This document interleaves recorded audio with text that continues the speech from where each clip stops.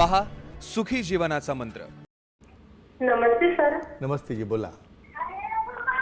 पुरुषांमध्ये normal लिंगाची size काय असते याबद्दल सांगा सर। अच्छा अच्छा, म्हणजे तुम्हाला जे आम्ही टॉपिक दिलेला आहे आज, त्यामध्ये मायक्रो पेनिस हा मुद्दाम टॉपिक सर्वांच्या एक प्रकारची मागणी होती यूट्यूबवर म्हणा, आमच्या फेसबुकवर, त्यामुळे घेतलेला आहे।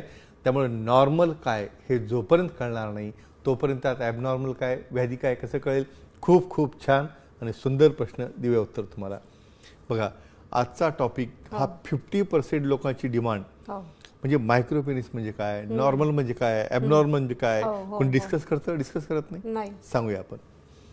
मित्रांनो, या ठिकाणी एक गोष्ट महत्त्वाची लक्षात ठेवा, तुमचा शरीराचा प्रत्येक अवयव, प्रत्येक भाग हा तुमचा आहे। एक लैंगिक स्वास्थ्य काळाची गरज या विषयावर मी नेहमी का बोलतो, काही कारणामुळं त्या ठिकाणी तुमचे जे पर्सनल प्रॉब्लेम आहेत किंवा तुमचा जो अवयव आहे त्यावर तुम्ही बोललं जात नाही।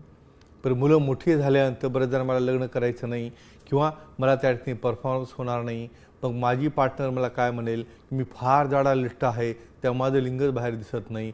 मग त्यामुळं बरेच तर अडल्ट अशी, म्हणजे 50 नंतरची लोक अशी येतात की माझं लिंग त्या ठिकाणी युरिन करण्यासाठी देखील बाहेर येत नाही। मग नॉर्मल कशाला म्हणायचं, दाखवायचं कोणाला?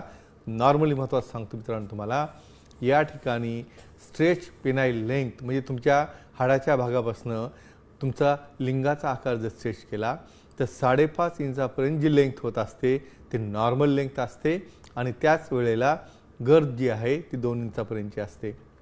आणि त्याच ठिकाणी शिथिल असताना त्यामध्ये जर एखाद्या कंडिशनमध्ये ती लेंथ 2.5 इंचापेक्षा जर छोटी असेल तर त्याला मायक्रोपेनिस असं म्हणतात, छोटं लिंग असं म्हणतात। आणि त्याला घाबरू नका, डिप्रेस होऊ नका, तज्ज्ञांना भेटा, अतिशय चांगल्या ट्रीटमेंट आहे, तुम्हाला रिझल्ट देखील त्यामध्ये चांगला मिळेल।